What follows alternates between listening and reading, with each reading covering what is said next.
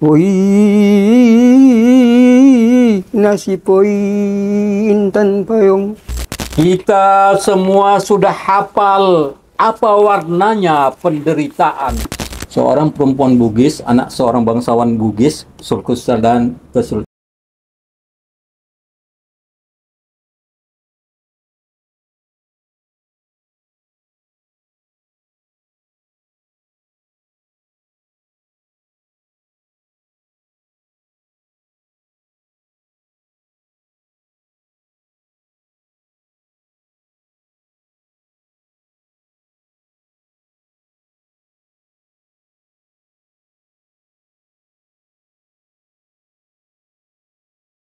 Warahmatullahi wabarakatuh. Bismillahirrahmanirrahim. Alhamdulillahi hadana lihada wa ma kunna liyahtadiya lana Allah. Asyhadu an la ilaha illallah wa asyhadu anna Muhammadan abduhu wa rasuluh alladzi la nabiyya ba'da.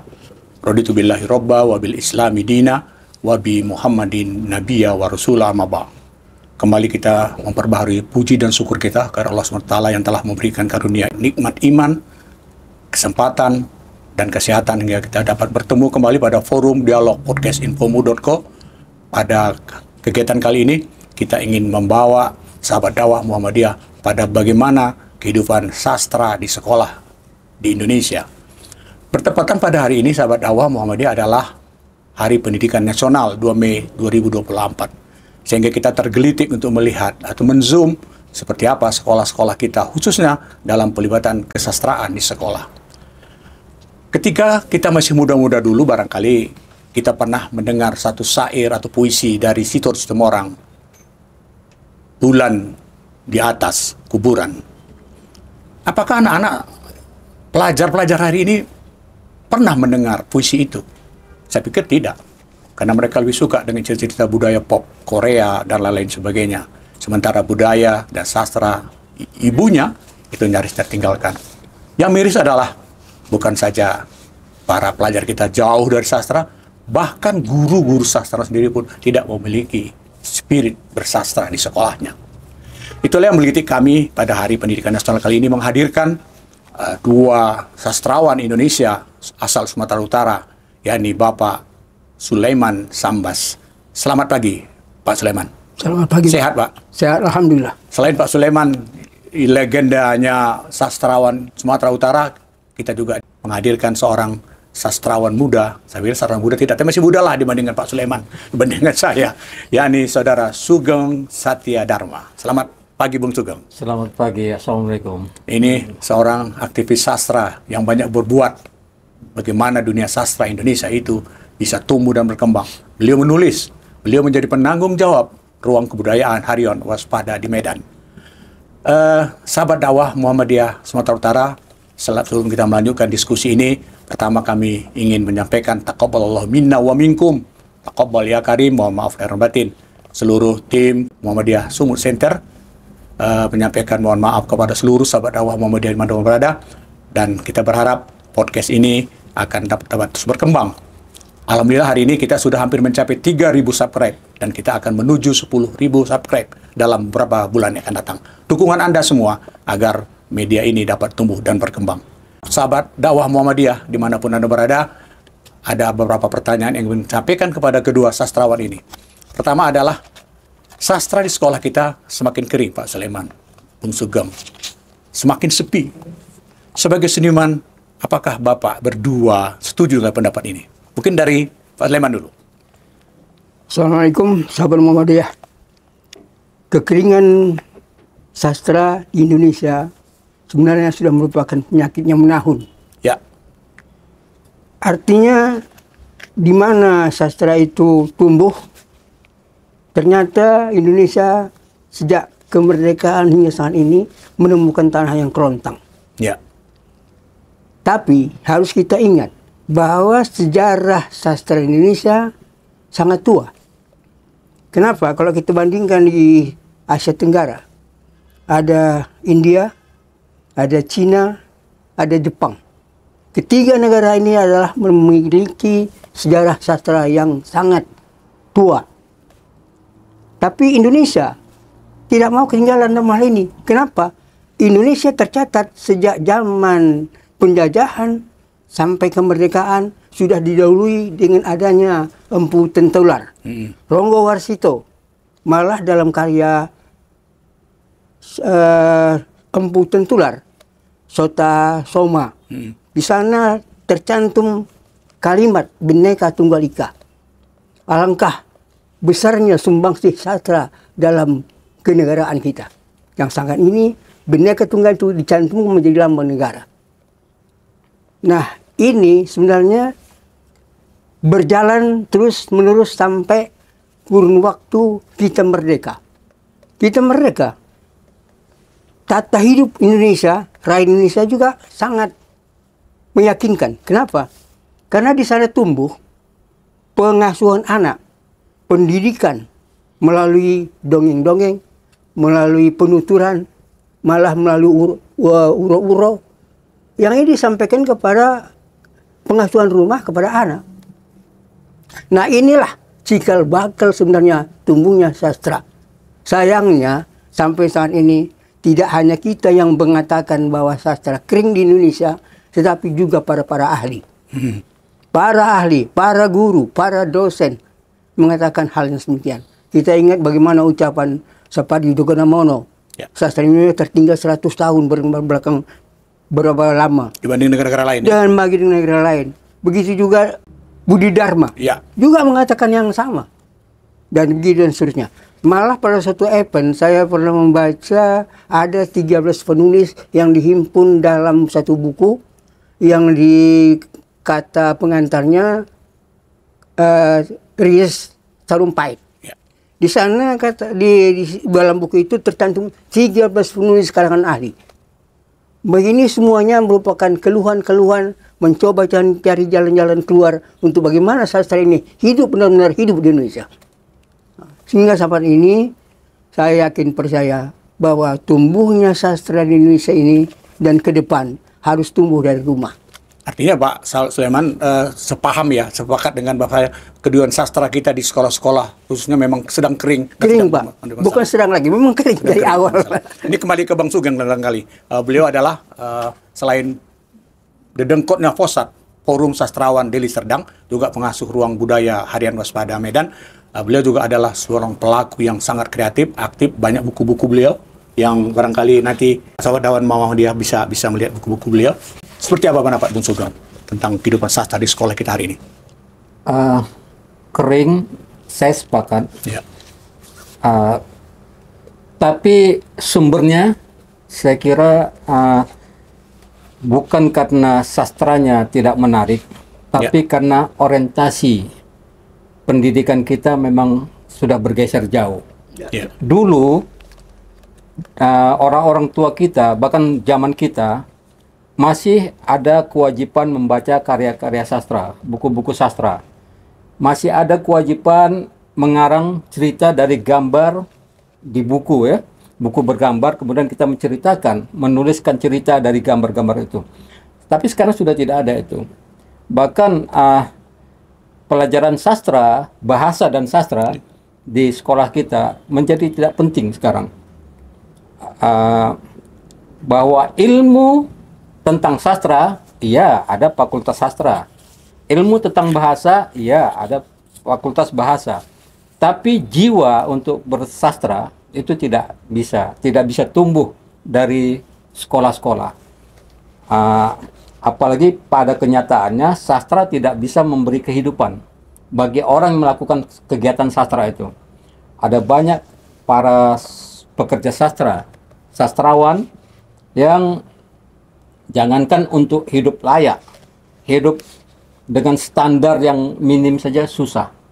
Ya, berapa banyak teman-teman kita yang bergiat di bidang sastra yang kehidupannya memprihatinkan. Dan itu mempengaruhi keadaan di masyarakat kita, yang mempengaruhi keadaan di sekolah-sekolah kita. Sehingga pelajaran sastra, bergiat di bidang sastra menjadi tidak menarik. Sastra hanya sekedar tempelan. Kalau ada pelajaran sastra, maka itu sekedar baca puisi, berdeklamasi. Sudah. Apa yang dibaca? Ya karya-karya yang itu saja. Hairil Anwar, Amir Hamzah, Ya, itu saja. Dia tak kenal tuh Sulaiman Sambas. Ya. Padahal berpuluh tahun dia bergelut di bidang sastra ya kan. Dan banyak karyanya ya. Banyak karyanya. Nah, itu. Jadi orientasi itulah yang membuat sastra menjadi tidak menarik. Tapi bahayanya kan kehidupan sastra yang begitu kering di sekolah itu mengakibatkan kepada karakter anak-anak, kemudian etika anak-anak, kesantunan anak-anak itu malah tergerus jadinya. Oh iya, di Eropa ada istilah liberal art. Ya, liberal art itu apa? Ada sejumlah disiplin di situ. Di antaranya ilmu budaya dasar, humanisme, filsafat, bahasa dan sastra.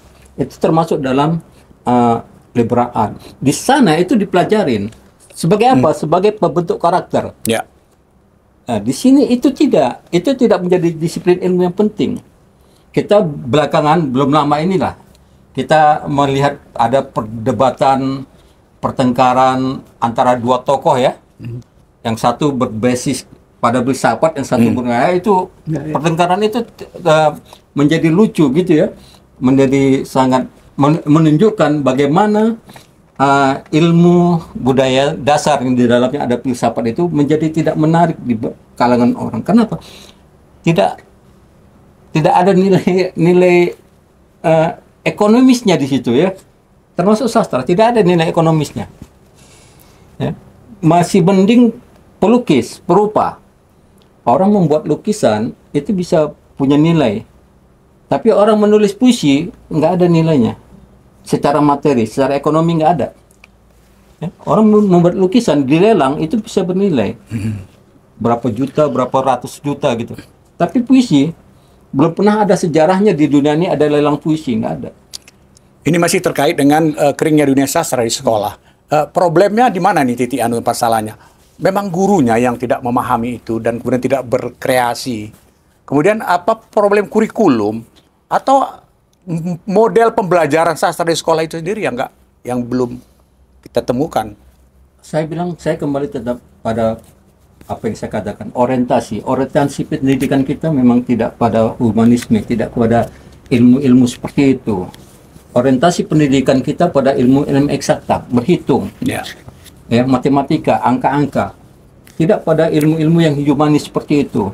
Ya, karena memang pendidikan kita melahirkan manusia yang disiapkan untuk industri, ya, dunia industri, bukan manusia-manusia yang siap menjadi manusia, bukan. Kita belajar sastra untuk memanusiakan manusia, ya, menyempur halus budi, ya, menyusun bagaimana kita berkata-kata, menyusun kalimat agar begitu ya. Tapi itu tidak ada di kurikulum juga tidak ada. Saya nggak tahu kurikulum Merdeka yang sekarang ini ya. Tapi setahu saya dari beberapa pengalaman masuk ke sekolah, memang pelajaran sastra dulu digabung dengan kesenian ya. Kesenian kita di sekolah itu hanya dua aktivitasnya, satu nyanyi, satu nari. Sastra nggak ada, Pak. Sastra itu ya tadi tuh baca puisi aja. Tapi siapa yang nulis puisi? Saya punya cerita nih, contoh, Bang. Abang mungkin, Bapak juga mungkin nggak kenal. Di Indonesia itu ada seorang perempuan namanya Qolik Puji. Pernah dengar? Ya. Qolik Puji, pernah dengar? Hah? Tahu. Retna Kencana Qolik Puji namanya. Seorang perempuan Bugis. Nah, seorang perempuan Bugis, anak seorang bangsawan Bugis, Kesultanan Ternate ya. Dialah satu-satunya penulis karangan yang panjangnya melebihi Mahabharata. Dan karangan dia itu oleh UNESCO ditetapkan sebagai warisan dunia. Namanya La Galuga. Ya, berarti lebih 1000 halaman dong. 2.800 sekian halaman panjangnya, 12 jilid ketika dibukukan. Dan naskah itu sekarang ada di Belanda. Cerita itu dia tulis dari epos cerita rakyat Bugis. Nah, perempuan ini. Nah, di kita mungkin tak kenal itu siapa tuh dia. Seorang yang kita kenal kalau perempuan penulis Kartini. Dia nulis surat-surat habis gelap terbit terus. Tapi lagu Kolik Fuji itu, Laga-Luga itu, itu luar biasa, Bang. Tahun 2011 UNESCO menetapkan karya dia itu sebagai warisan dunia. Dan kita nggak kenal itu. Itu sastrawan, Pak. Ada karya lain dia, yang lain-lain banyak. Ada sejumlah karya yang lain. Bahkan dia satu-satunya perempuan mungkin di dunia yang menciptakan aksara. Menciptakan aksara. Aksara. Betang-betang namanya. Aksara betang-betang. Itu aksara rahasia yang dia tulis, yang dia buat sebagai bentuk komunikasi rahasia supaya jangan ketahuan Belanda. Jadi dia berkomunikasi dengan pengikutnya dengan aksara itu. Dan kita nggak sampai ke kita juga, ya kan? Nggak sampai. Itu di Indonesia, di Sumatera Utara ini misalnya, ada perempuan hebat namanya Hajah Ani Idrus.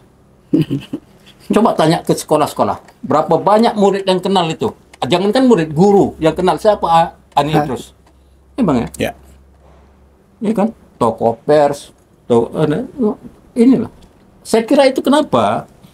Karena memang orientasi pendidikan kita tidak ke sana. Nah, kembali ke dunia sastra di sekolah yang kita bilang kering. Tapi di Eropa, walaupun mereka juga membangun manusia untuk industri, tapi bagaimana dunia sekolah itu tetap memberi perhatian kepada kesetaraan.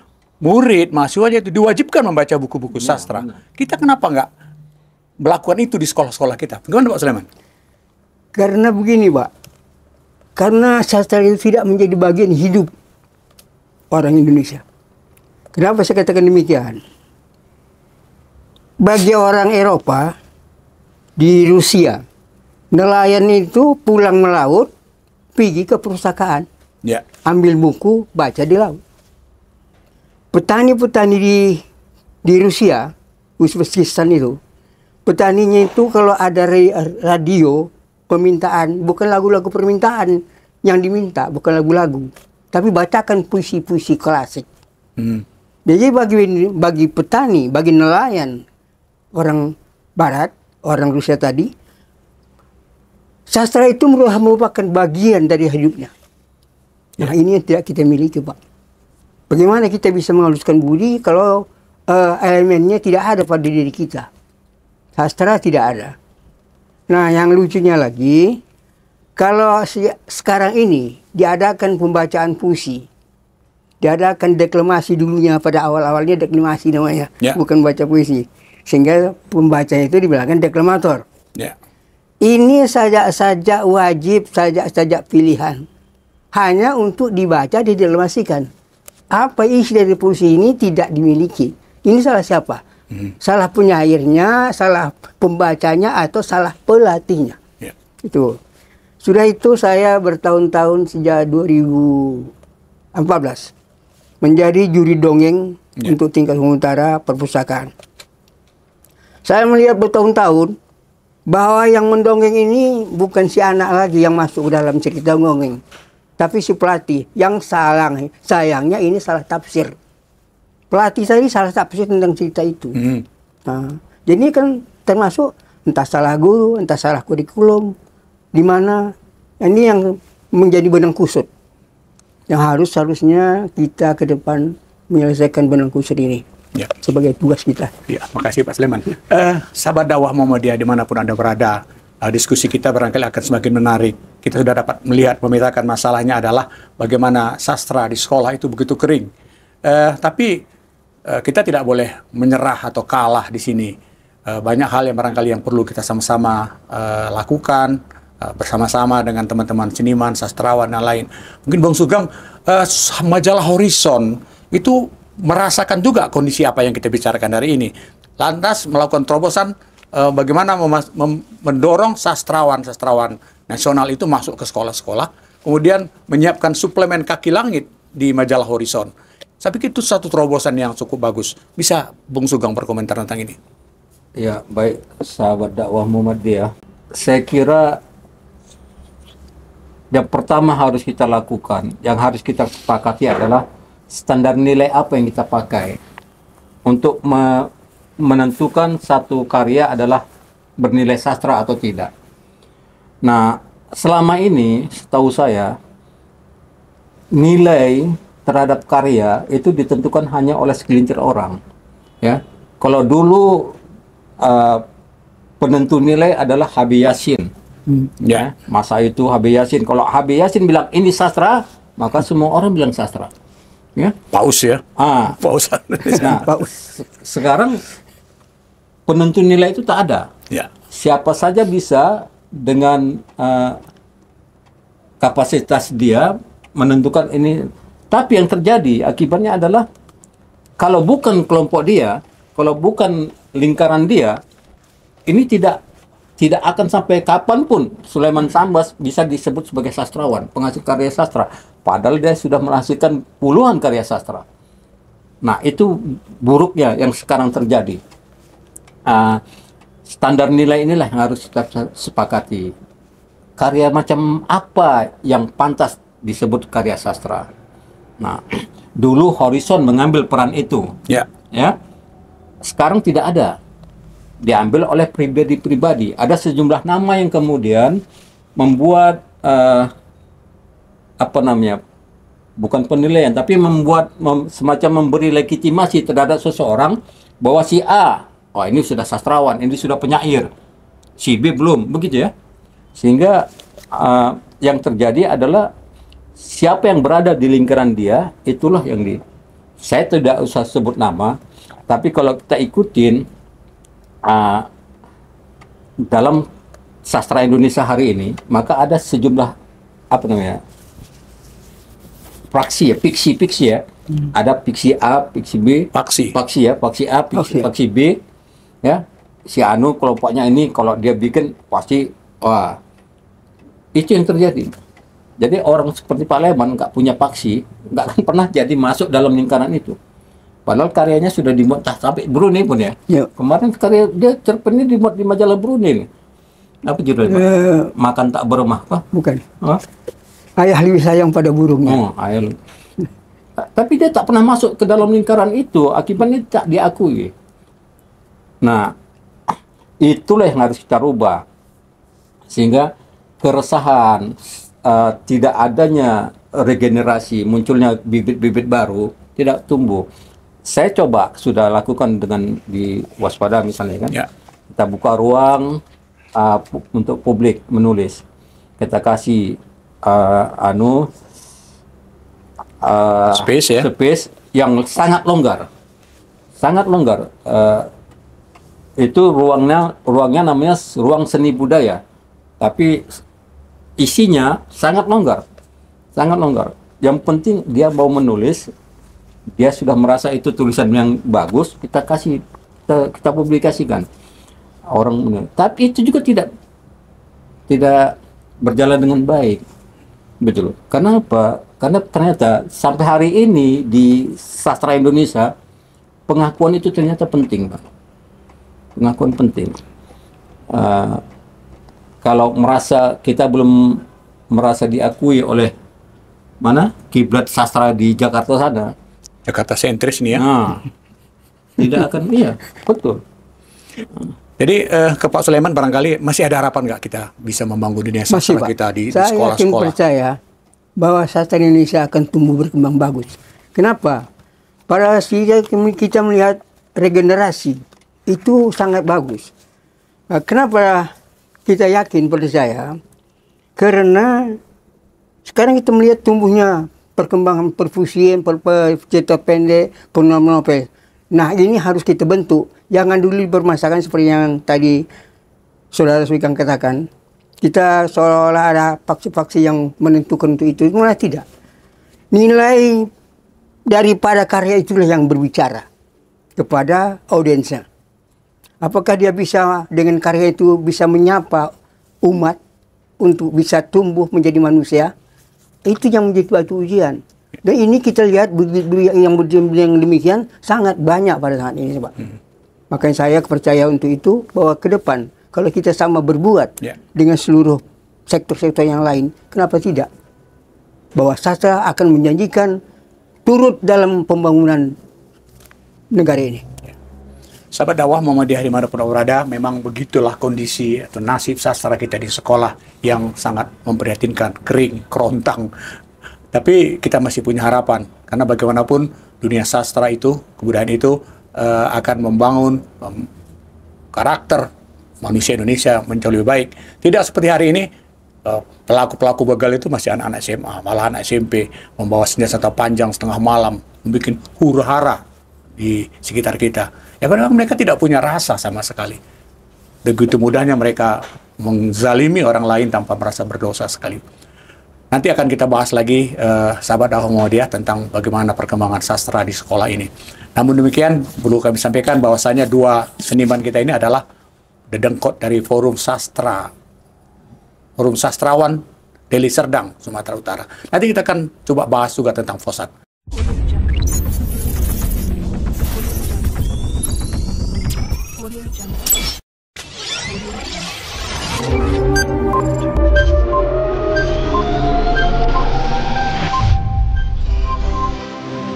Dengan bangga, kami persembahkan pustaka digital terbaru pimpinan wilayah Muhammadiyah Sumatera Utara yang akan mengubah cara Anda mengeksplorasi dunia pengetahuan. Kunjungi mpipwmsumut.perpustakaan.co.id. Daftar dan aktifkan akun Anda secara gratis. Isi data yang diperlukan. Mulai petualangan literasi digital Anda. Perpustakaan Digital Muhammadiyah Sumatera Utara juga bisa diakses melalui QR Code.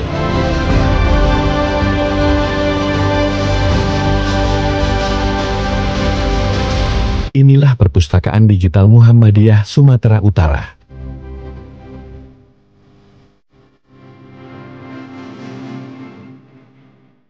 Sahabat dakwah Muhammadiyah dimanapun Anda berada, kita akan melanjutkan segmen kedua daripada dialog tentang sastra di sekolah pada hari ini, dalam rangka menyambut Hari Pendidikan Nasional tahun 2024 bersama Bapak Sulaiman Sambas dan Saudara Sugeng Satya Dharma. Keduanya adalah pendiri atau founder daripada Forum Sastrawan Deli Serdang.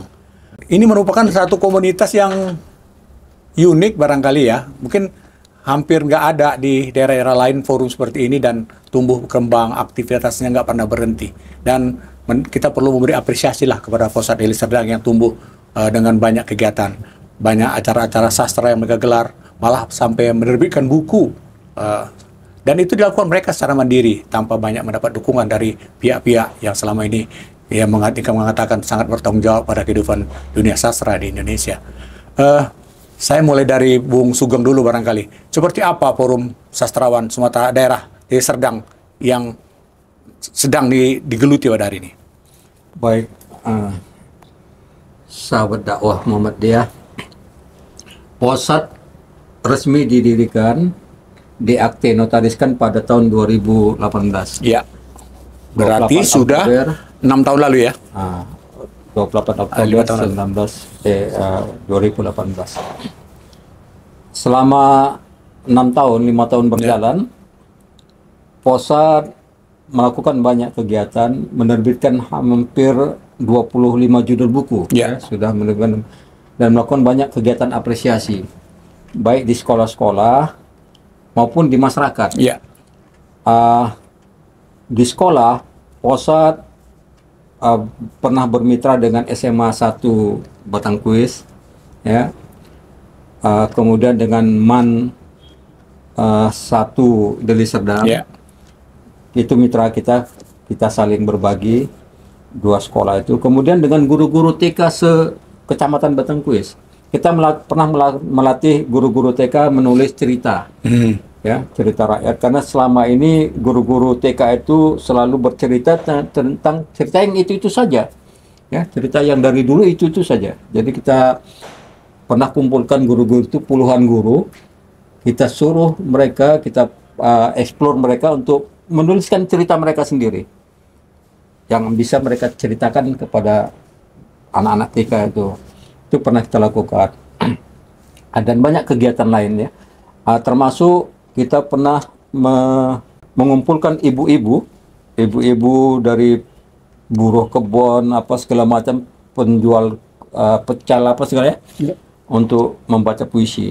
Target kita waktu itu adalah bagaimana memindahkan puisi ke ruang tamu di rumah-rumah. Ruangnya waktu itu di sekitar Desa Sena, markas kita. Ya. Dan itu terjadi dan diapresiasi banyak pihak.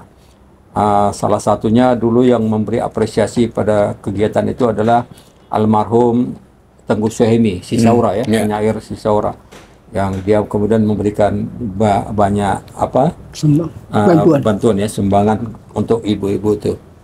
Bukan duit bantuannya, Ya. tapi panci, Kebutuhan. sendok, gitu-gitu. Kebutuhan sehari-hari. Itu kita lakukan di sekolah-sekolah selama kita bermarkas di Posat. Kemudian kita juga menerbitkan buku-buku karya-karya para sastrawan yang ada khususnya di Deli Serdang. Kita kumpulkan, kita bikin antologi yang kita sendiri nggak tahu tuh dananya dari mana ya. Ya. Tapi faktanya buku terbit. Kita nggak pernah minta-minta sumbangan. Bahwa kita pernah dibantu ya, tapi itu bentuknya kerjasama. Dulu dengan Disbudpar ya, Sumut ya, untuk kegiatan menulis, membukukan cerita-cerita mitos ya, dongeng Sumatera Utara. Tapi selebihnya itu kita nggak, kita cari sendiri. Kita cari sendiri dananya. Dan alhamdulillah sampai sekarang Posat masih terus berjalan. Walaupun dua dedengkotnya sudah lebih dulu meninggalkan kita ya. Sudah. Almarhum Pak Mihar Harahap dan Mahyudin Lubis. Tinggal kami lah nih sama, ya kan, sama sejumlah Regenerasi barunya ada yang tumbuh dari perjalanan 5 tahun. salah satunya yang sekarang jadi ketua Posat. Ketua Posat itu sekarang perempuan. Iya. Ibu Wiji Utami Lestari. Ya. Ibu Wiji Hidayatullah itu kebetulan kepala sekolah, Miss Hidayatullah, yang kebetulan sekretaris pengurus Muhammadiyah Aisyah Batangkuis. Aisyah Batangkuis. Ya, Wiji ini adalah salah seorang pengurus Aisyah Batangkuis yang aktif di dunia sastra ya. Oke. Itu ketua Posat sekarang. Iya. Ketua Posat. Ya karena kesibukan ya, kita tidak bisa memaksa dia terus menulis sastra. Tapi dia lakukan menulis. Ya. Dia menulis sejumlah cerita pendek dan bagus ya.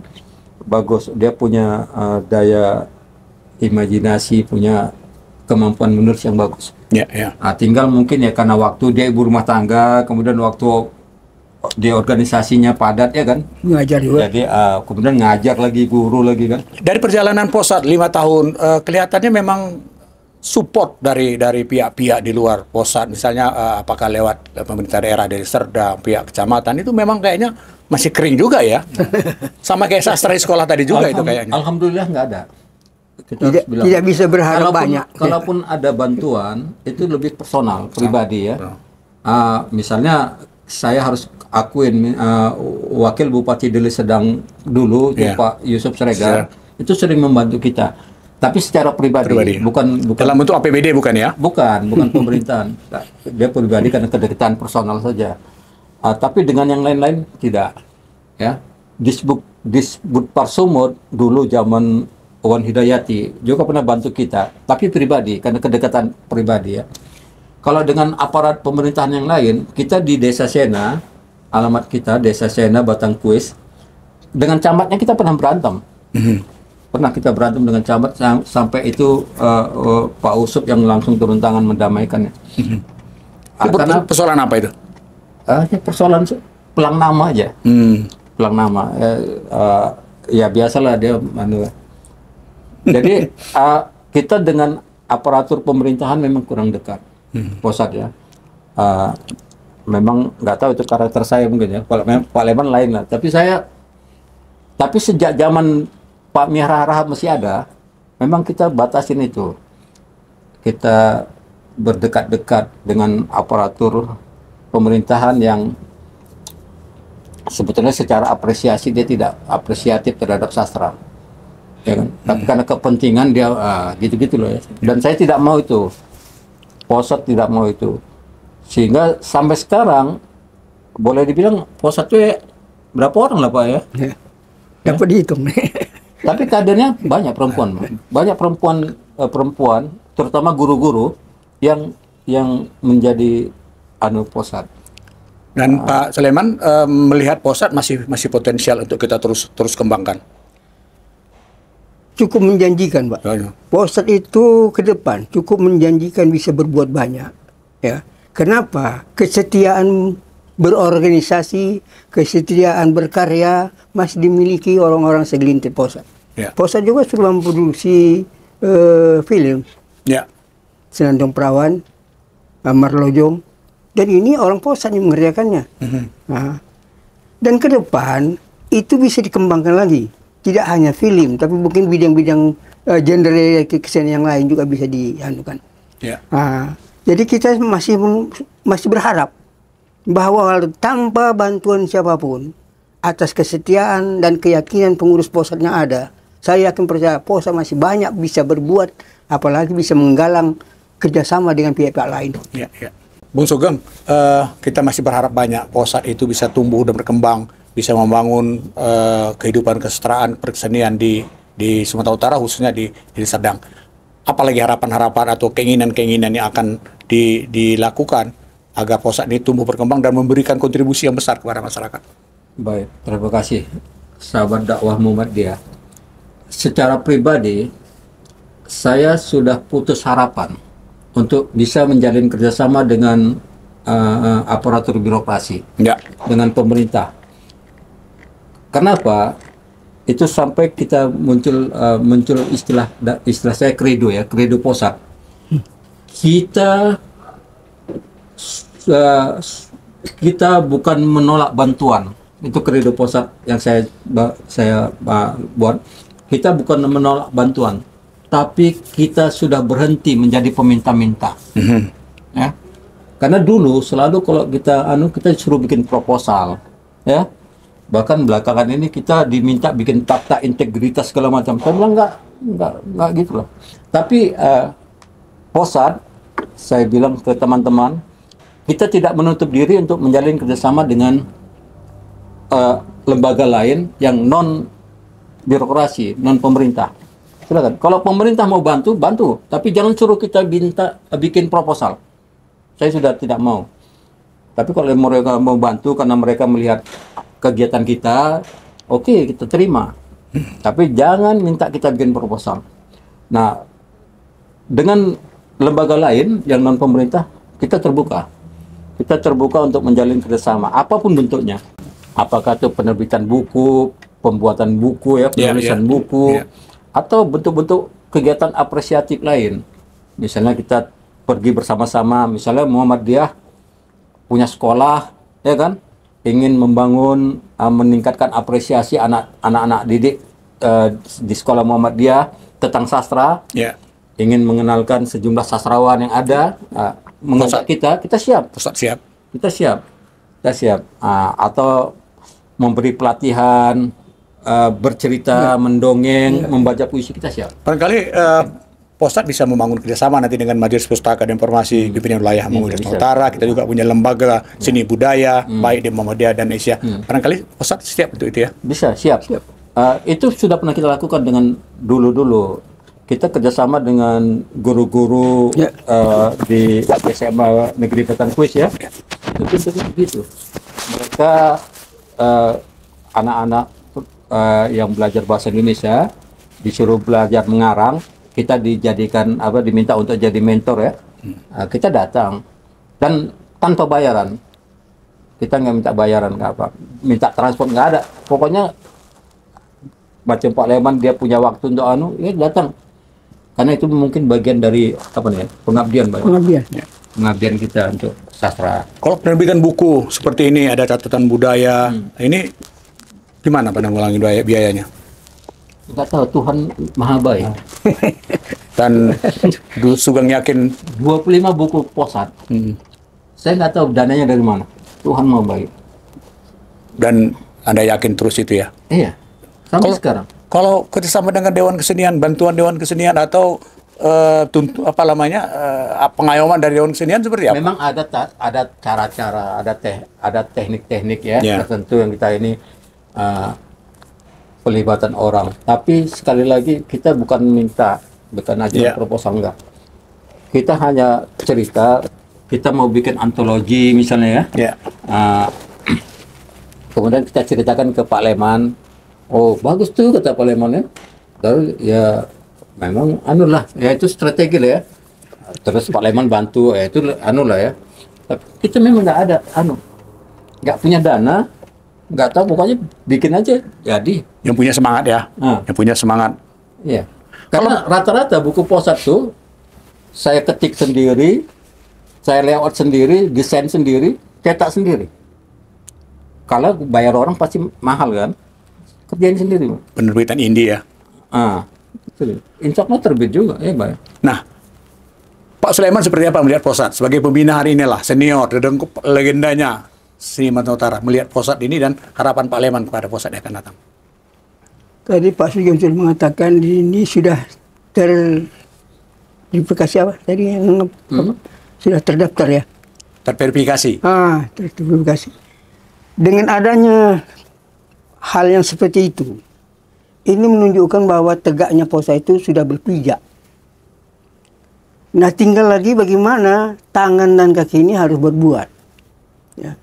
Seperti katakan Pak Sugeng tadi, tidak hanya penerbitan buku, tapi pembikinan film, Senandung Perawanan apa itu tidak ada duit sebenarnya dari Posat, tidak punya.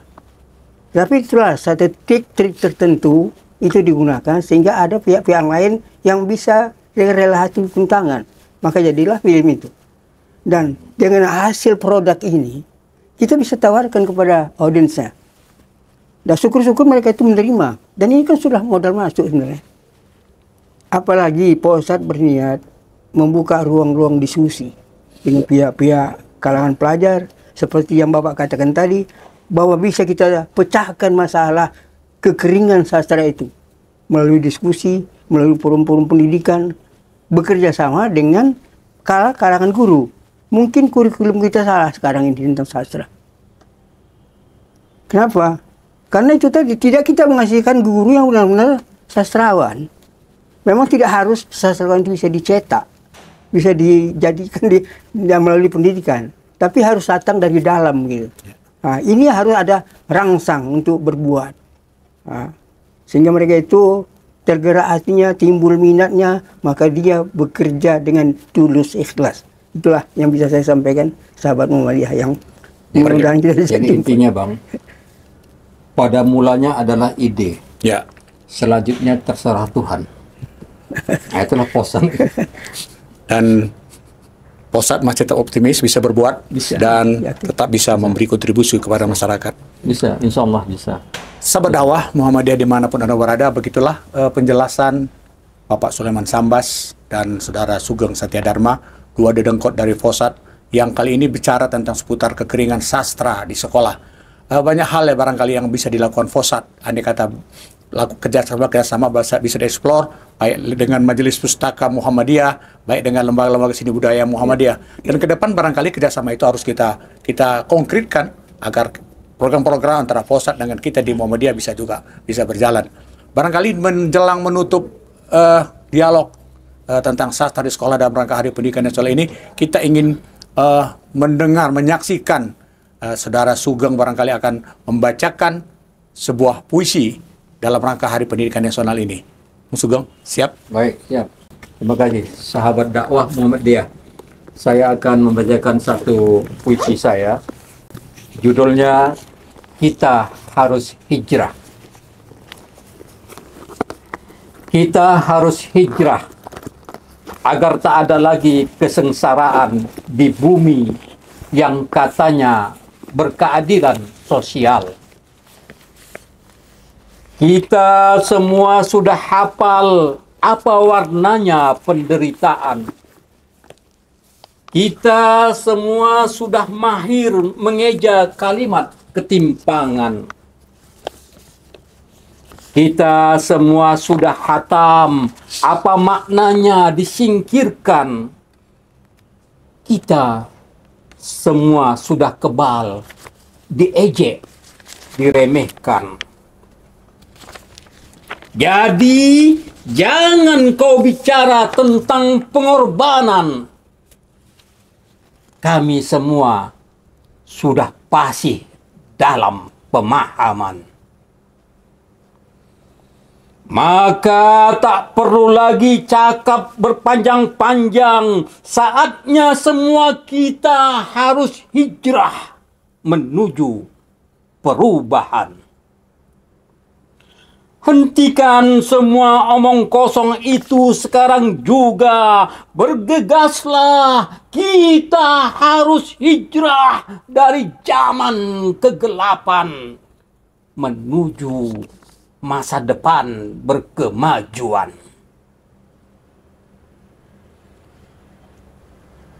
Kinilah saatnya kita menunjukkan kita adalah manusia berperadaban yang rindu keadilan, yang cinta persatuan. Ya, kita semua harus hijrah. Sebab hidup tak cuma sebatas perut dan kerongkongan. Medan, Agustus 2022. Terima kasih. Terima kasih Bung Sugeng yang telah menyampaikan satu puisi Kita Harus Hijrah yang membuat kita barangkali terenyuh bagaimana kondisi negara hari ini, di mana kita harus berubah dan kita harus hijrah. Setelah Bang Sugeng barangkali ada satu puisi lagi dari Bapak Sulaiman Sambas. Barangkali silakan Pak. Salam sahabat Muhammadiyah. Saya akan bacakan sebuah puisi saya. Tipang Katipong judul puisinya. Namun saya akan membacakan saja ini dengan versi daerah saya dan tanah pesisir Asahan. Oi nandong dinandong oi alebaya oi alebaya Tipang katipong pong tipang katipong tipang katipong pong tipang katipong Ayun boyan dadong di dadong. Anak kecil pandai berdukung, di papa pandai berjalan. Oi nandong dinandong sayang, oi intan payung. Tepak sirih antar pinangan, lancang kuning berlayar malam. Nak dara berenang tanah seberang. Oi nasib oi intan payung. Pingin merubah peruntungan, tinggalkan emak mengupek kerang. Di tangkahan berpantun-pantun, berbilang purnama. Oi anakku intan payung, tak hatam kaji di kampung, tak paham 1000 bunga serbu racun. Emak menunggu ujur, doa tak urur di liang kubur. Oi nandong, oi intan payung, pong tipang katipong, pong tipang katipong, pong tipang katipong sirama-rama. Diayunkan, didandongkan bulan terang ditelan gerhana. Pong tipang katipong, kepompong sirama-rama. Diayun, didandongkan bulan terang ditelan gerhana. Tanjung Balai 2023. Sahabat dakwah Muhammadiyah dimanapun Anda berada, saya hari ini sebagai host sangat surprise dapat menyaksikan pembacaan 2 buah puisi oleh Saudara Sugeng Setia Dharma dan Bapak Sulaiman Sambas. Barangkali Muhammadiyah Sumut Channel ini akan mengembangkan kegiatan seni budaya, pembacaan puisi, bahkan barangkali pembacaan cerita pendek barangkali yang jarang dilakukan. Kita akan coba kembangkan apabila kerjasama antara kita dengan Posat bisa akan kita tindak lanjuti dalam bentuk tindakan yang konkret. Sahabat dakwah Muhammadiyah, itulah barangkali dialog yang bisa kita lakukan dalam rangka menyambut Hari Pendidikan Nasional tahun 2024, membahas bagaimana kehidupan sastra yang kering di sekolah dan bagaimana membangun komunitas kesenian yang di daerah dapat memberi kontribusi kepada pembangunan manusia Indonesia yang lebih baik. Atas nama pimpinan wilayah Muhammadiyah Sumatera, Majelis Pustaka dan Informasi, dan rekan-rekan dari FOSAT, Forum Sastrawan dari Serdang, sekali lagi menyampaikan selamat Hari Pendidikan Nasional tahun 2024. Semoga perbincangan ini bermanfaat. Dan mari kita akhiri dengan nasrun minallah wa fatun qarib wa basyirin mu'minin. Assalamualaikum warahmatullahi wabarakatuh. Waalaikumsalam.